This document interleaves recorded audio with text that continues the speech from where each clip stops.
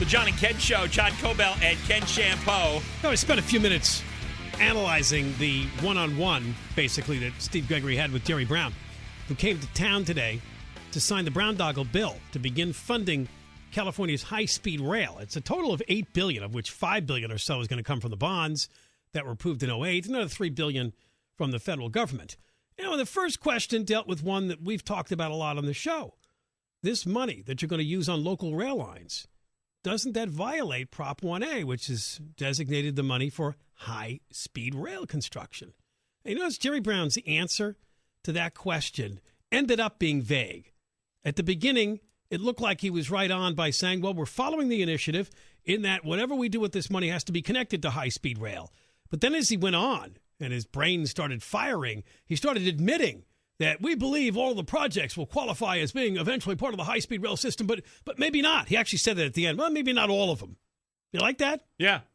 Yeah, what they need... Because this $2 billion they're taking out to spend on BART cars and electrifying some San Francisco rail line or whatever they're doing in Southern California, not all of it can be directly connected to high-speed rail, but the initiative says it has to be. Here's how the game works.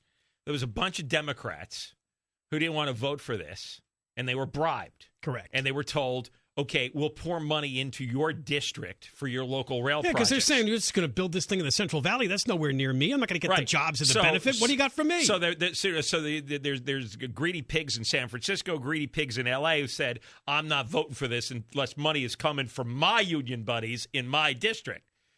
So Brown had to say, well, okay, we'll put it in there. Now, a lot of these projects are not going to be connected to high-speed rail and will ultimately be disallowed. But Brown had to make that promise in order to get the votes. And then the politician could go to the unions and say, hey, I got you what you wanted. Now, if someday a court throws it out, hey, we tried. The vote was bought. A promise was made to the unions. If a judge screws these things up a few years ago, hey, a lot of these guys will be out of office anyway. So it's a stupid game. I don't know how you stretch this into buying new BART cars in San Francisco as being a direct connection to high-speed rail. When they're not even building high-speed rail track in San Francisco, they're building it in the farmlands in the Central Valley. It's all a sucker's game. It's all a scam. They're even scamming each other. Remember, though, under the blended approach, some of the existing rail lines are going to be considered part of high-speed rail. Except they're not high-speed rail. But they're going to violate the part of the initiative which says you have to get from L.A. to San Francisco in 2 hours and 40 minutes. Well, that's the thing. They can come up with all their jargon and call it a blended approach, but the truth is they're violating the initiative because that track is going to be slow speed, and it's going to be so slow that they can't get there in 2 hours and 40 minutes. It's impossible. And that's the central tenet of the initiative. The high-speed rail, L.A. to San Francisco, 2 hours and 40 minutes, not 10 seconds less. They can't do it. They're just spending the money and worrying about the lawsuits and the violations later because the unions want the money spent, and the unions don't care about the legality of this. Then Steve asks him about private investment. Well, not in this phase, but in the second phase. Oh, really? And where do you know that from? He doesn't. He lies. He made it up. There will be no private investment because a private investor would only do that if they get a certain return on investment, a certain profit they can take back. It's impossible to make a profit on this. There will never be enough passengers. Well, first of all, it'll never get built. There'll never be enough passengers. The ticket prices will be too high. And the planes and driving are much better alternatives. You're just a naysayer. I am a naysayer. I'm a naysayer. A nabob of negativity. I am. I'm negative. I'm a naysayer. This is a massive, horrible, stinking waste of money. And then Steve hits him with the poll, which we all know well, the LA Times USC poll, which said clearly a majority of California voters want to vote again on high-speed rail and would vote it down. And his response is, I don't believe that poll. Well, get out of here. Well, what con artist admits to the con?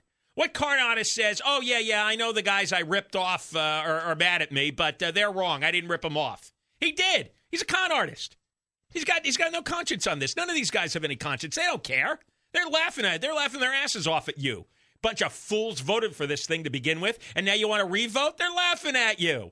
Because you know what? Because they know none of you are going to spend the money to donate to revoterail.com to get the signature gatherers hired.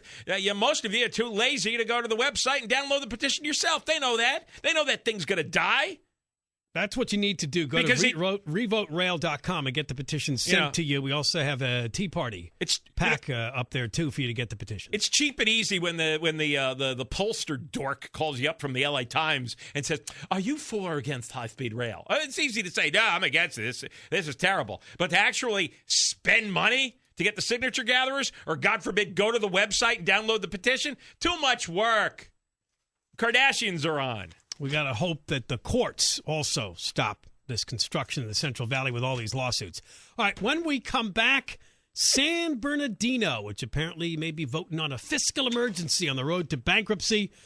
You won't believe some of the salaries that public safety people in San Bernardino make, which many believe has led to this problem. We told you 73% of the general fund money is spent on public safety salary and benefits. Firemen, we have detail. Firemen and cops have bankrupted the city.